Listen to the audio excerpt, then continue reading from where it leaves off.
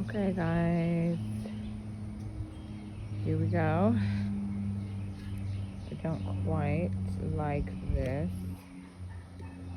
but don't we all have to start from somewhere, right?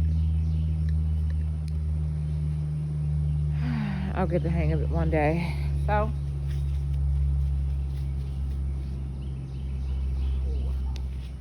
look at this, guys. Come with me.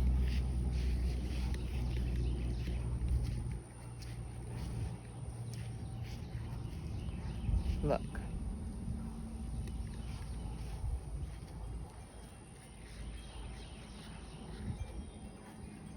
That mullein. Remember we just harvested that mullein, what was that? A few days ago. And it's already grown back already. It's looking really good. And it's probably just as good as now and any other time for a harvest. I'll probably harvest that again. I hadn't even put together the other one that I did. But, yep. And come on, let's go.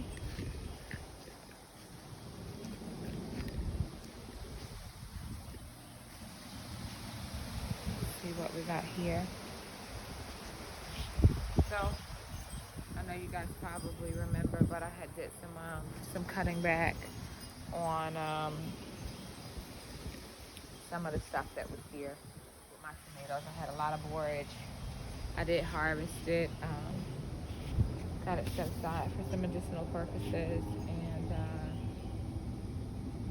just opened this little tomato bed up. Got a lot of tomatoes on there. I'll give you guys a close look at that. Let's get in on it.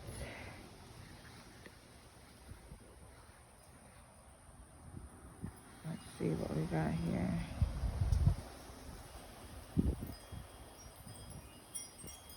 Ooh, don't you just love the wind chime?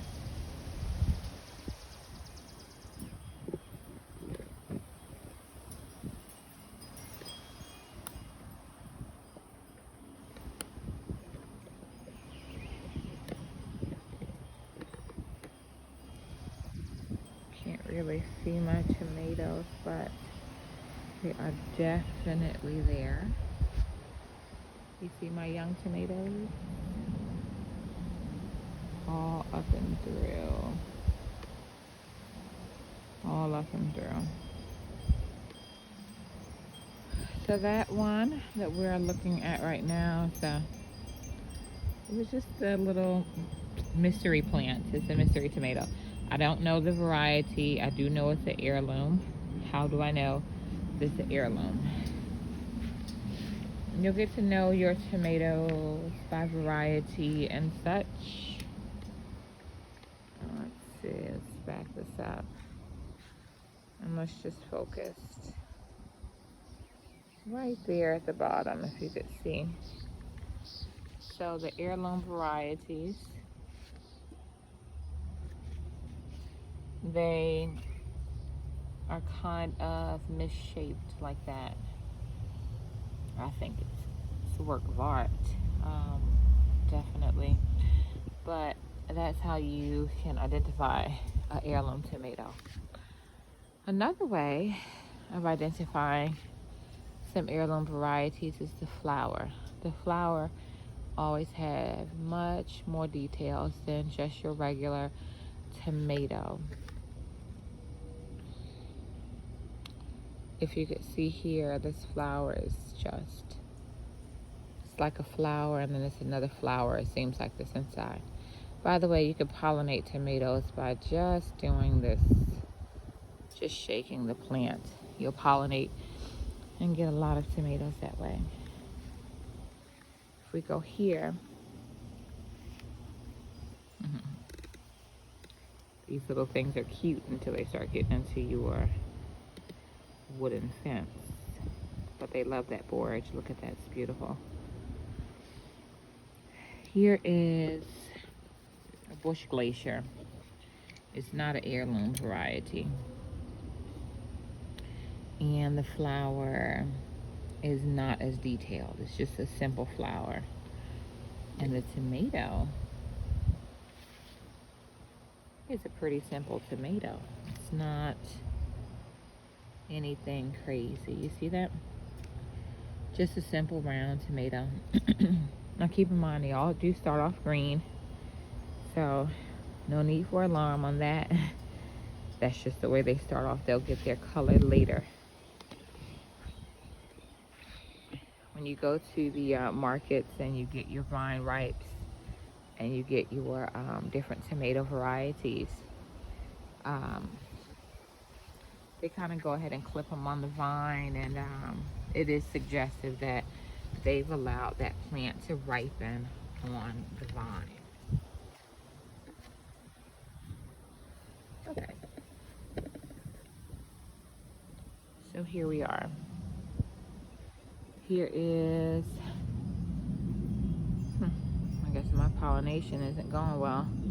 Here is my butternut squash plant. And it's not looking the best,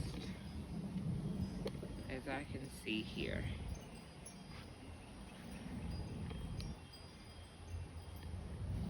It's just not looking the best.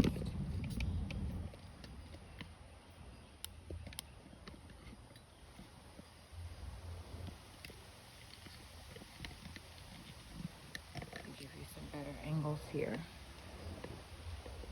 You guys have to excuse me in my little adventure with this camera. But if you look right here, I have a butternut.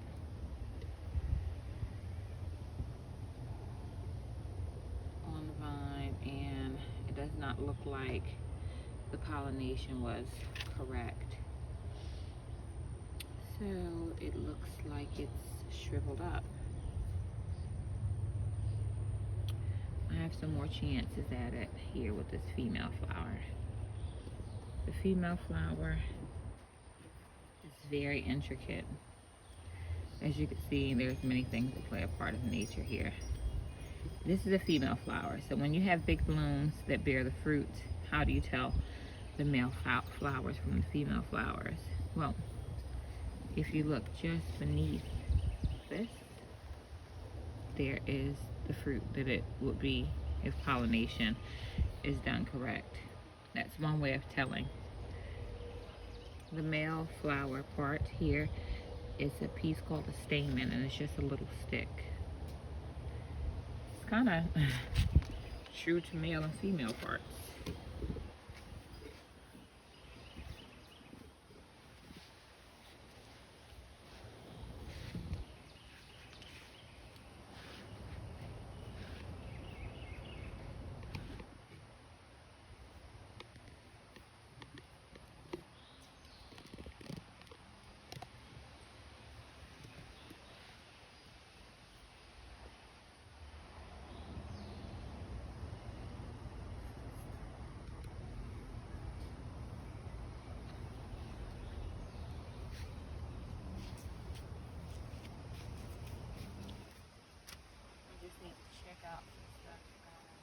Hey, little helper. Yeah. Go and get the paintbrush. Leave that alone, please.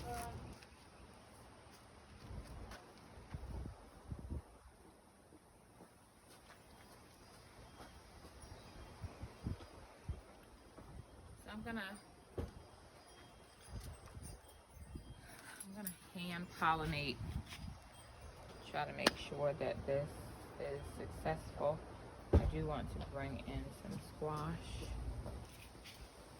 Butternut squash, good storage shelf life, and that's the goal this season for me and my family, is to get some things on the shelf for storage. Thank you. Those sneakers are not for the garden, please. So basically what I do is I take my brush, it's yellow, I don't know if you can see the yellow on it. I just swab the stamen, and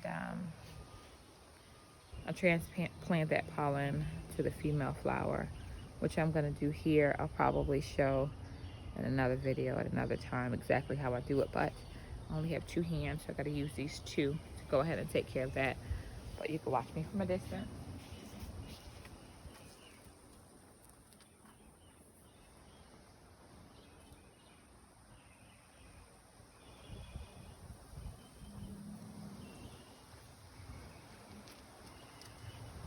show you some of this pollen though. See? Ooh, the wind is blowing, it will blow away. It's very light.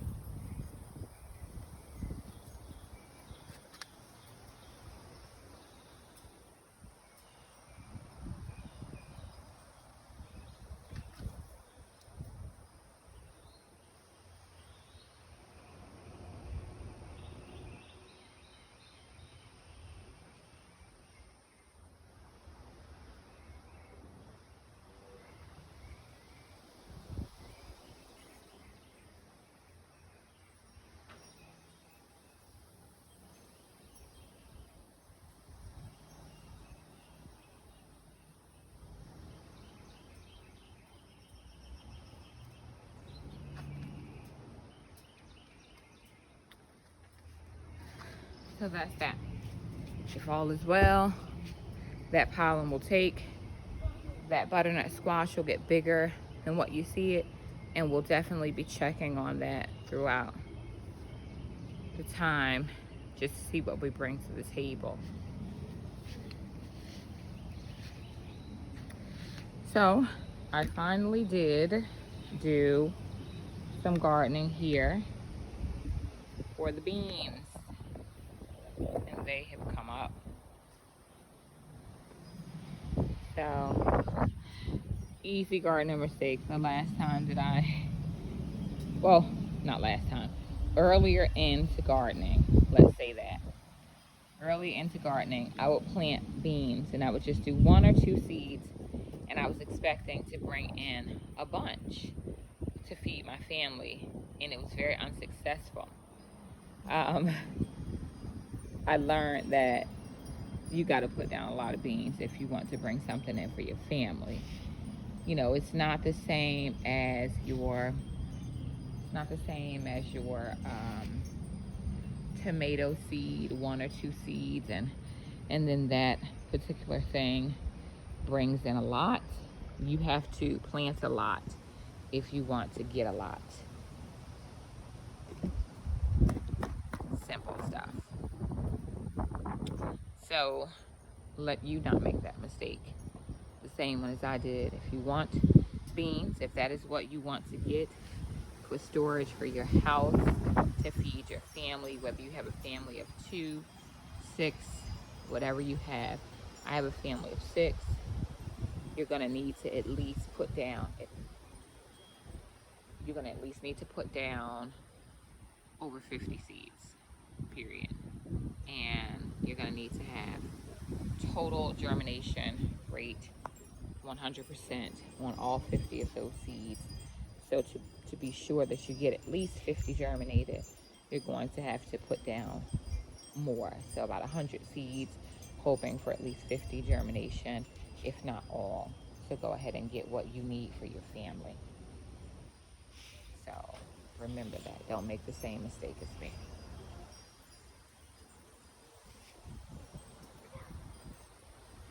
You need to go in the house. You need to go in the house. You need to go in the house. Thank you. Here is, I got a pepper to harvest. Here is my peppers. Let's get a nice shot of that. Let's get down up in there. You see that? That nice bell pepper right there. It's looking pretty darn pretty. I got some jalapenos hanging there, and they are doing very well. I still have to put some things here. I have to move these tags. My son, he has me double working. I think all of us gardeners with children understand that. Look at that elderberry though. That is the Sambucus elderberry. And those flowers smell delightful. I did harvest some flowers. seen a video on harvesting the flowers without disrupting the berries, and hopefully we get both berries and flowers to harvest, because I am a busy little herbalist in the cold and flu season. Yes, I am. Have a lot of coneflower down. I do have to get some neem oil down on these Brussels, just to keep the cabbage moth from disrupting the growth when it starts on these. So that's something that I'm gonna have to get right to. I have some pineapple sage back there in the corner by the bench, right there. An array of herbs here, and my wind chimes, they are chiming off. I planted a bunch of loofah,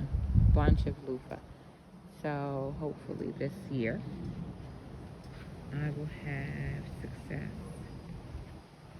with getting some more loofah.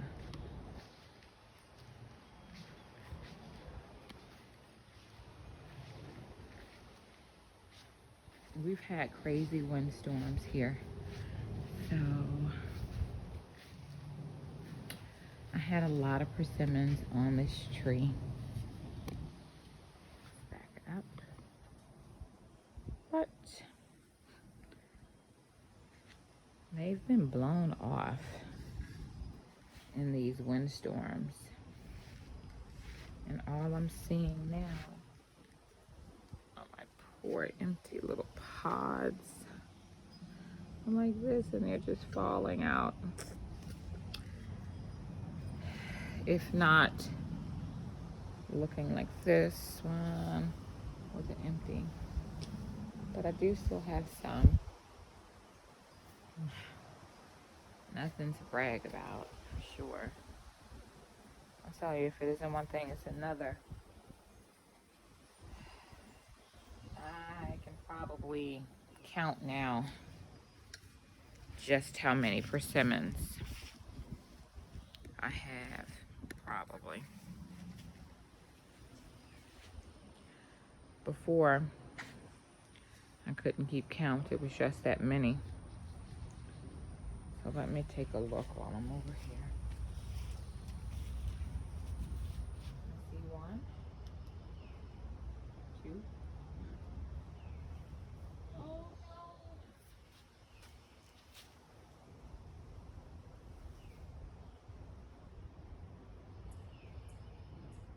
3. Gosh, they've scalped me. Maybe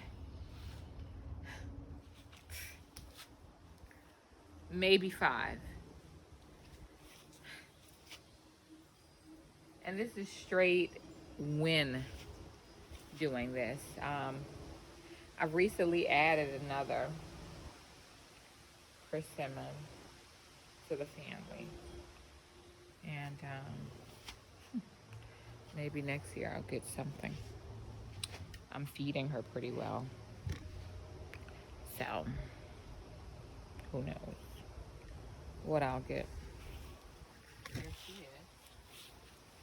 She was just transplanted into the ground yesterday. So with these, you don't, well, just in my experience, and maybe somebody, and you're always learning, right? From my experience, when you transplant a plant in the season, in the growing season, you don't really have much success with getting the fruit in that year. And then the year coming, the next growing season, you probably get a very low amount of the thing that you're growing. So for that persimmon, with the 5 persimmons that used to have 1,000,000, so on year 1, all the leaves dropped. The plant went into shock. On year 2, I just got foliage.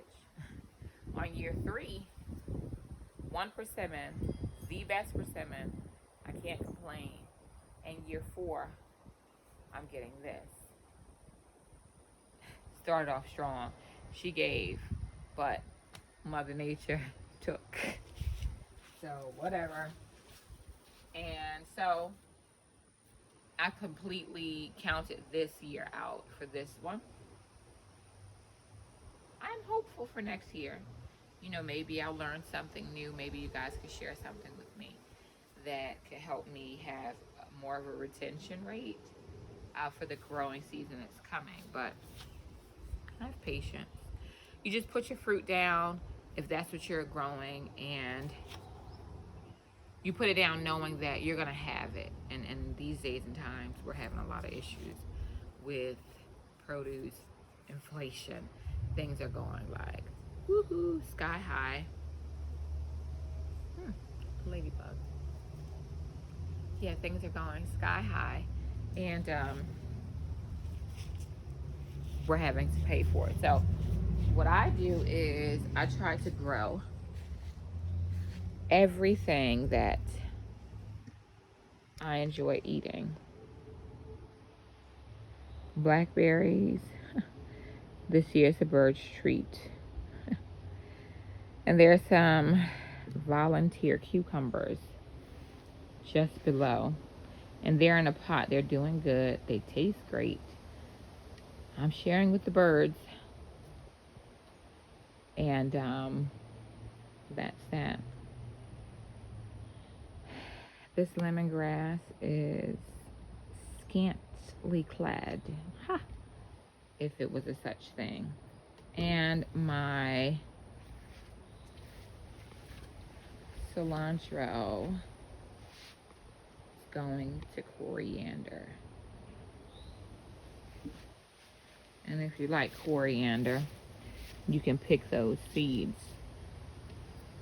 They're coming along right here. And this would be the seed that you would need to grow more cilantro, essentially. And this plant has a much different taste now that it went to seed than what cilantro would taste like. So it's interesting. I like that 2-in-1 thing there. I don't quite know another plant that gives you a 2-in-1 like that.